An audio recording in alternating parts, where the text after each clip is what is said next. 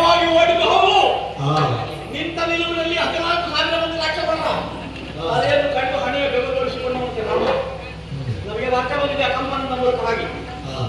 ನಿಜವಾಗಿ ಹೌದು, ತೆಗೆಯುವ ಯಶುಗೆ ಯಾರಾದರೂ ನಿಕ್ಕಲೇಬೇಕು. ಹತ್ರ ವಿಚಾರಣೆ ಪಡೆಯುವುದರಲ್ಲಿ ಸಂದೇಹವಿಲ್ಲ.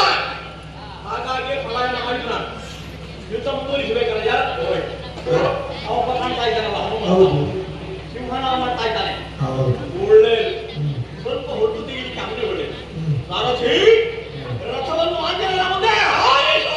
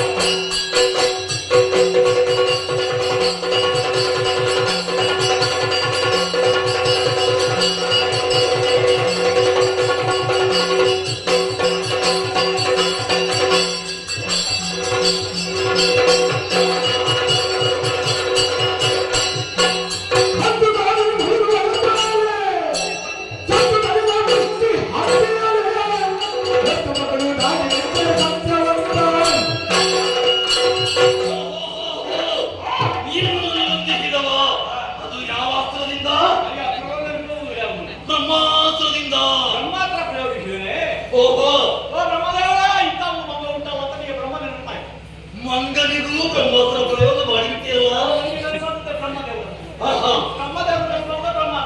ಹಾಗೆಯ ಅಲ್ಲ, ನನ್ನೊಂದಿಗೆ ಕೈ ಸಾಗುವುದಿಲ್ಲ ಎಂದು ಗೊತ್ತಾಗಿಯೇ ನನ್ನನ್ನು ಬಂಧಿಸುವ ಉದ್ದೇಶದಿಂದ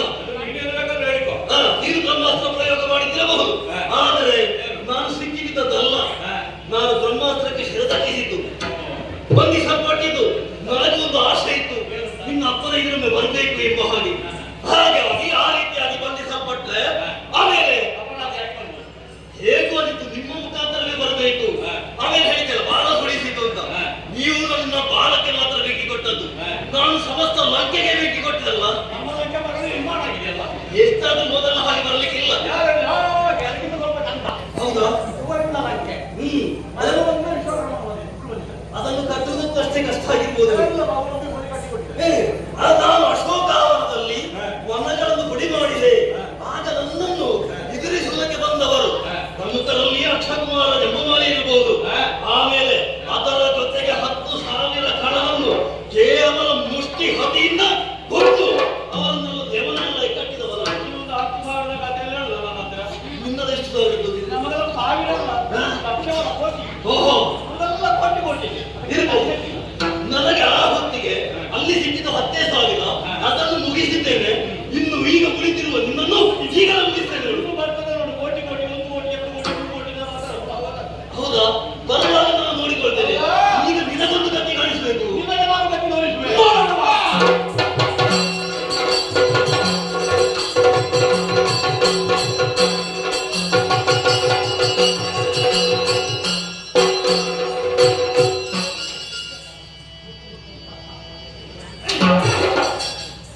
ಆಗ ಘೋಷಣೆ ಮಾಡ್ತೇನೆ. ಎಂತದು? ಯುದ್ಧ ವಿರಾಮ. ಪತನವಿರಾಮ. ಯುದ್ಧ ವಿರಾಮ ಆದപ്പോൾ ಹೊರಡಿ ಬನ್ನಿ. ನೀನೊಬ್ಬ ವಿರಾಮ ಸಾರಿದ್ರೆ ಸಾಕಾಗುವುದಿಲ್ಲ. ಸಮಸ್ತ ಲಂಕೆಯು ನಿನ್ನೊಬ್ಬ ರಾವಣ ಸಹಿತ ಎಲ್ಲರೂ ಕದನ ವಿರಾಮ ಘೋಷಿಸಬೇಕು. ಆಗಲ್ಲ, ಸ್ವಲ್ಪ ಹೊತ್ತಿನ ವಿರಾಮ ಅಂತ. ದೀರ್ಘ ವಿರಾಮ ಅಲ್ಲ. ಅಲ್ವಾ? ನಿನಗೆ ಆಜ್ಞೆ ಯಾರು ರಣರಂಗದಲ್ಲಿ ಯುದ್ಧ ಮಾಡ್ಲಿಕ್ಕೆ? ನನಗೆ ದೇವರದ್ದು. ಅಲ್ಲ, ದೇವರದ್ದು ಆಮೇಲೆ ಕಪಿಗಳಲ್ಲಿ ಕವಿಗಳಲ್ಲಿ ಸುಗ್ರೀವ ಅದಾಗಿ ಸುಗ್ರೀವ ಕರೆಯುವ ಇರಲಿಲ್ಲ. ಮಂಗನಲ್ಲಿಯೇ ಮಂಗ ಮಾಡುವ ಇವು ಎಷ್ಟು ದೊಡ್ಡ ಮಂಗ ತಪ್ಪಿಸಿಕೊಂಡಿದ್ದಾನ? ಇರಬಾರ್ದು. ಎಲ್ಲಿದ್ದಾರೆ ನಿರೀಕ್ಷೆ